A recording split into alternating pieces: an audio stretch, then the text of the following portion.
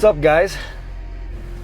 Kyle with Dirt Bike Channel here. I am backing out of the driveway in the old truck and headed out to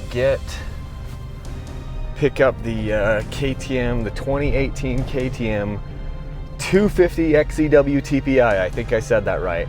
So it's the transfer port injection. This is the first fuel injected two-stroke that is coming to the Americas. They got, as you know, I chronicled earlier in the year on the channel that the 300 version and the 250 version were going to Europe. You can I can put a link down in the description to that video of how this all came about. But it is December 19th. Hopefully I'll be able to get this video out relatively soon to you guys. But it's taken this long to get this stinking bike. I am going down there with my checkbook to pick that thing up, and should be pretty interesting. So I will buy the bike. KTM has not given this to me. KTM has never given me anything. I've had to pay for everything that I've done, and I'm going to pay for this bike and give you my honest thoughts on it. So should be pretty interesting. You guys know my thoughts. You've probably heard my thoughts before. I hope KTM has done this right. I have some reservations about the way it's going to run, just because I know it took them a long time, as far as the entire motorcycle industry, to get fuel injection right on the four strokes. It took, like, you know, anywhere, depending on who you ask, anywhere between 3 to 5 years for them to really perfect it on the four strokes. And that was when you had Honda and Yamaha and Suzuki and Kawasaki and KTM there a little bit later, all working at the same problem at the same time.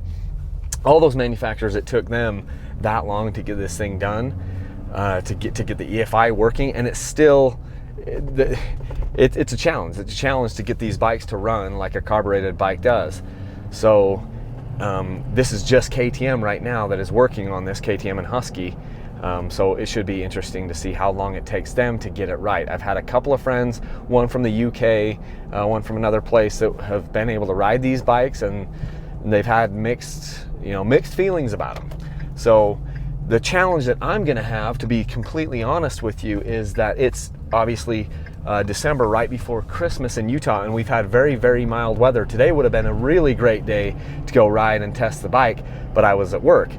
And then we're supposed to get snow tomorrow and the next day and the next day after that. So it's going to be interesting. I might not be able to run the bikes very much, or it'll be frigid cold doing it, if I can go find some places without snow to kind of get some preliminary results. Another interesting development is I've been in contact with a gentleman from Husqvarna, and I think Husqvarna is going to let me demo one of their two-stroke TPI bikes. The TE250i, I think is what it's called, for the injection. So it's the same thing as the KTM. It's just the Husqvarna version. And so the interesting thing is I'll buy the KTM, and I'll be able to demo the Husqvarna.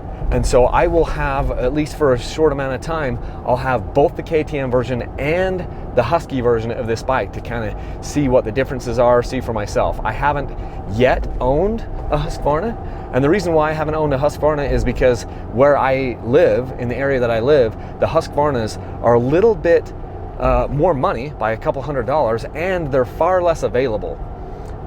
So it's been harder for me to find those. So I really love the TX300 and the TX250. Those are kind of like the direct crossovers for what I've been riding a lot and liking within the KTM lineup, the TX line. I love that. But I haven't owned one because they're just hard to come by. They're more expensive and they're harder to come by. So pretty excited to be one of the first people here in the US that really get to test out this fuel injected bike, and see how far they come with it, see if it's great. You know, I'm going to keep an open mind. Maybe it might be fantastic, or maybe it won't be. So I'll tell you my honest opinion, and then I'll have the Husqvarna there for a couple of weeks where I can hopefully do some back-to-back comparisons. It'll be in January time. So January is the most difficult time to ride in Utah. We're pretty blessed in Utah because we've got you know, you can ride any month out of the year. Where I am, if you go south, you know, to like St. George or somewhere down in that area, you can ride in January, February time.